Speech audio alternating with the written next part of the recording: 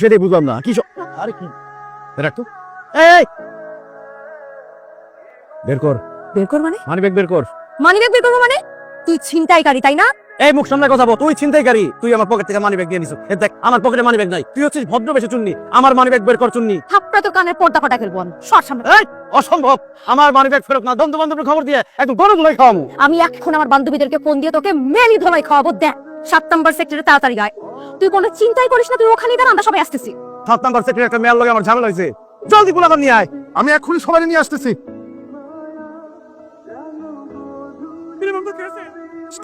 আচ্ছা এবার তোর কি হবে চুন্নি? I'm sorry না না, তুই কানে ধরে আমার কাছে মাপ চাবি, তারপর তোর আমি মাপ করবো। প্লিজ আমাকে মাফ করে দেন প্লিজ। ভেরি গুড, এবার আমার মানিব্যাগ ফেরত দে। এ মেয়ে তোর মানিব্যাগ দিবে কোত্থেকে? তোর মানিব্যাগ তো আমার কাছে। তো সার্ভিস দেওয়ার সময় তোর পকেট থেকে মানিব্যাগটা পড়ে গেছিল। ধর, এই যে তোর মানিব্যাগ। এই তো আমার মানিব্যাগ।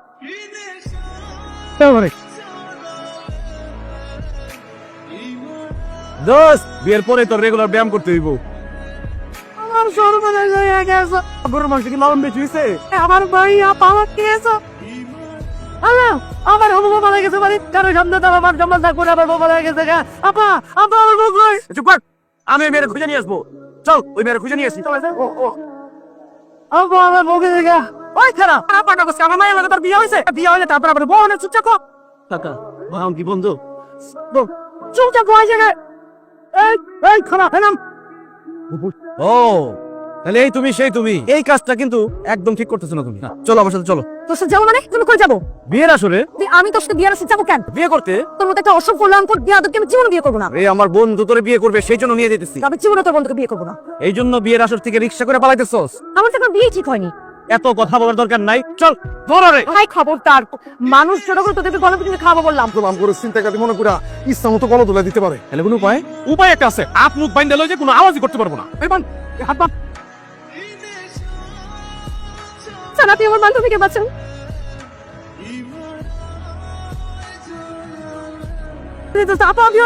আরে রাখো তোমার ধন্যবাদ। এই তুমি কার মেয়ে ধরে নিয়ে এসছো? আরে এটা তো আমার মেয়ে না। এই হারাম দিদি, তুই কই গেছিলি? গেছিলাম পুরো বাড়ি খুঁজে আমি তোরা পাই নাই। কাজী সাহেব বিয়ে করা। আরে রাখি না আপনার বিয়ে। এটা যদি আপনার মেয়ে না হয় তাহলে কার বিয়ে আমি তুলে নিয়ে আসলাম? মুখ হাতের বান্ধন খুলে দেখ। শয়তানের বাচ্চা, তুই আমাকে জোর করে তুলে নিয়ে আসছিস কেন? জানতে পারছি আপনি আমার বন্ধুর বউ, এই জন্য তুলে নিয়ে আসছি। আমি তোকে খুন করবো। বলেন আপনাদের কার কি সমস্যা? এক্ষুনি ওকে অ্যারেস্ট করুন। তোর এত বড় সাহস? এটা একটা ভুল বুঝাবুঝি। একটু পুলিশ ভাইকে বুঝাই বলেন না। এখন আমি আপু হয়ে গেছি। প্রেমের প্রস্তাব দিয়েছিল, আমি ওর প্রেমের প্রস্তাবে রাজি হইনি, সেজন্য সে আমাকে কিডন্যাপ করে নিয়ে আসছে। আল্লাহ, এসব আপনি কি বলতেছেন আপু? চল হ্যাঁ চল। মেয়ে মানুষ চল, হাই চল। আপু বিয়ে হাইতে আসছিস এখন। রোহন, রোহন প্লিজ দরজা খোলো। কি সমস্যা রোহন? পানি করে নষ্ট মেয়ের সাথে কথা বলবো। নষ্টামি কাকে বলছো রোহন? তোমাকে নষ্ট মেয়ে বলছো। কালকে একটা মাস্তান তোমাকে তুলে নিয়ে গেছে, সে তোমার সর্বনাশ করছে। সে ভাবছে আমি তার বন্ধুর হবু গো। পুলিশ এসে ওই ছেলেকে ধরে নিয়ে গেছে। কি বললা?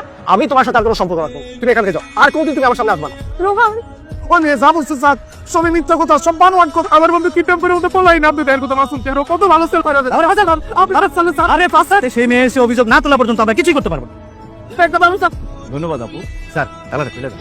আমি এখানে আছি তোকে, আমাদের সম্পর্ক সে ভেঙে চুরমার করে দিছে। সে তো ওকে মেরে আমি ফাঁসিতে ঝুলতে চাই। কালকে তুই আমাকে তুলে নিয়ে গিয়ে আমার ইজ্জত নষ্ট করতিস সেই জন্য। আল্লাহ, কত বড় মিথ্যা কথা। একটা মেয়ে কি কখনো তার ইজ্জত নিয়ে মিথ্যা কথা বলতে পারে? স্যার আমার কোনোদিন বিয়ে হবে না স্যার। তোর বিয়ে হবে? আমি তোর বিয়ে করবো। বিয়ে করবি? আয় বিয়ে করো আমারই। তোর মতো গুন্ডাকে আমি জীবনেও বিয়ে করবো না। আমি তোর ফাঁসি চাই। নারীর ইজ্জত নিয়ে সিনেমিনি খেলিস না। আপনি এসে শুধু ওর নামে একটা লিখিত অভিযোগ দিয়ে দেন।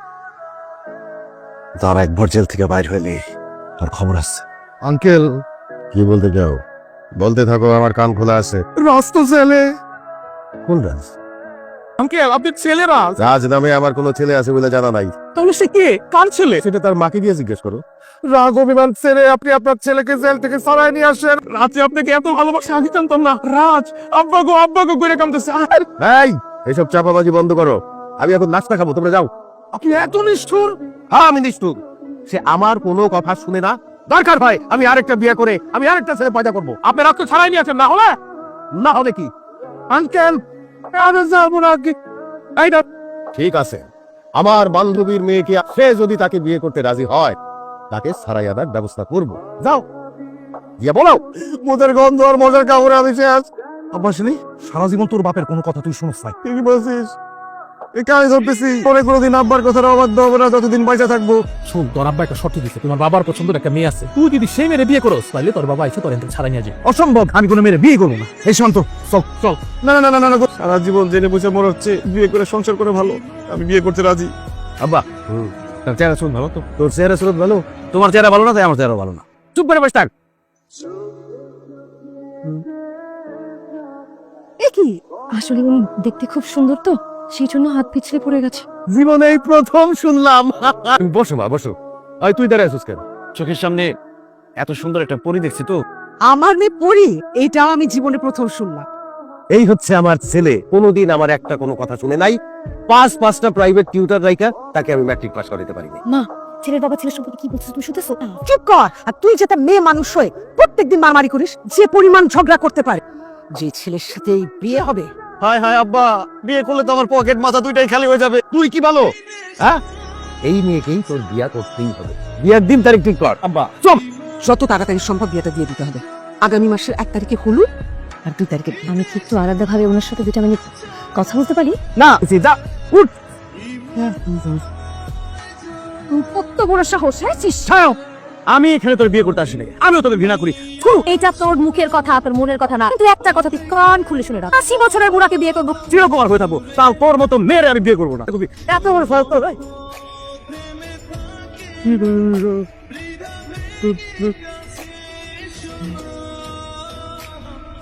এই বিয়ে আজকে এই কাপড়ে হইতে হবে।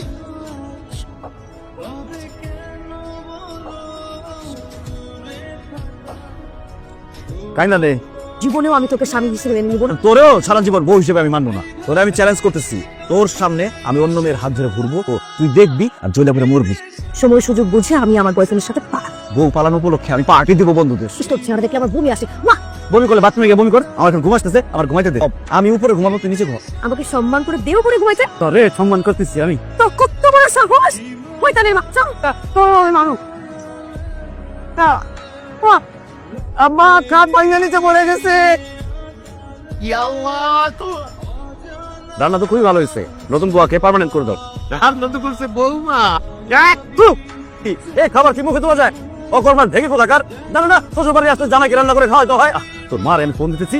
হ্যালো জামাই বাবাজি, রাখেন আপনার জামাই বাবাজি, আপনি কোথায় আছেন? এক্ষুনি আমাদের মাথায় আসেন, সব রান্না খাওয়ামো তোর মারে।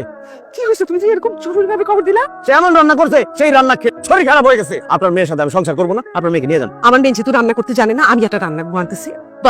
Good idea. কিসের গুড আইডিয়া? আমি যদি খাই বোর হাতের রান্নাই খাবো, বিয়ে করবো আমি আরেকটা দরকার হইলো। তো আমি তোমারে আর তোমার বাবারে রান্না করে খাবো। হ্যাঁ, মা, তুমি কি পাগল হয়ে গেছো? বেশি মিষ্টি কথা। আজকে তো রান্না ভালো হয়েছে।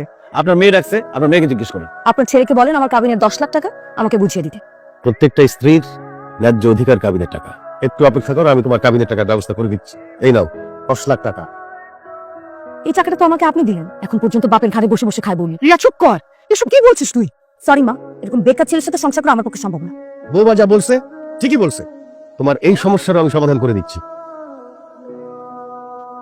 সমস্ত সম্পত্তি আমি আমার ছেলেকে লিখে দিয়েছি। সে চাইলে আমাকে বাড়ি থেকে বের করে দিতে পারে। বাবা, তুমি এটা কি করছো? কখন কি হয়ে যায় তুমি আমার ছেলেটাকে দেখে রাখতে পারবে। আর যদি একবারও শুনি তুই সংসার করবি না, তোকে আমার মেয়ে হিসেবে পরিচয় দেব। প্রিয়া, আমি আপনাকে সরি বলতে এসেছি। কারণটা কি? দেখেন, বিয়ের আগে যা হবার হয়ে গেছে, এখন তো আমরা হাজব্যান্ড ওয়াইফ। আপনার সাথে এত বাজে বিহেভ করে আমার ঠিক হয়নি। হঠাৎ করে এত বদলে গেলেন কেন? আসলে আপনার সাথে আমি সংসার করতে চাই। এসব কি বলছেন আপনি? হাজব্যান্ড ওয়াইফের জোড়া আল্লাহ উপর থেকে লিখে রাখেন। কিন্তু আমি চাই না, কারণ আমি এখনো আমার বয়ফ্রেন্ডকে অনেক ভালোবাসি। আমাকে মাফ করবেন, আমাকে আমার বয়ফ্রেন্ডের কাছে দিয়ে আসুন। আমি জানি আপনি ছাড়া এটা কেউ পারবেন না। আমিও জোর করে আপনার সাথে সংসার করতে চাই। আর আমি কালকে রেডি থাকবেন। রোহন ভাই, আপনার ভালোবাসার মানুষকে আপনার হাতে তুলে দিলাম। রিয়াকে সারা জীবন সুখে রাখবেন। ভালো থেকো। তুমি আমাকে ডিভোর্স লেটার পাঠিয়ে দিও। থ্যাংক ইউ মিস্টার রাজ। কি ব্যাপার রিয়া, দাঁড়ায় গেলে যে? আমি তোমার সাথে যাব না রোহন, কারণ আমি বিবাহিত। এতগুলা মানুষের মনে কষ্ট দিয়ে আমি তোমার সাথে সুখে থাকতে পারবো না রোহন।